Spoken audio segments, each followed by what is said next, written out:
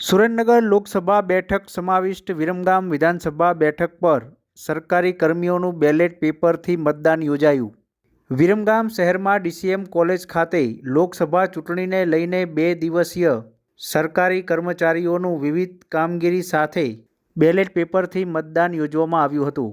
Mock poll કર્મચારીઓની તાલીમ સહિત 2 દિવસમાં ચૂંટણીના સમયે ફરજ પર રહેલ કર્મચારીઓએ બેલેટ પેપરથી મતદાન કરવામાં આવ્યું હતું. વિરમગામ વિસ્તારના કુલ 1480 જેટલા પ્રિસાઇડિંગ અને પોલિંગ કર્મચારીઓને તાલીમ પણ યોજવામાં આવી હતી. સુરેન્દ્રનગર લોકસભા સમાવિષ્ટ વિરમગામ વિધાનસભા વિસ્તારમાં ચૂંટણી ફરજ રહેનાર 1356 જેટલા કર્મચારીઓએ 2 દિવસમાં બેલેટ પેપરથી મતદાન હાથ ધરાયું હતું.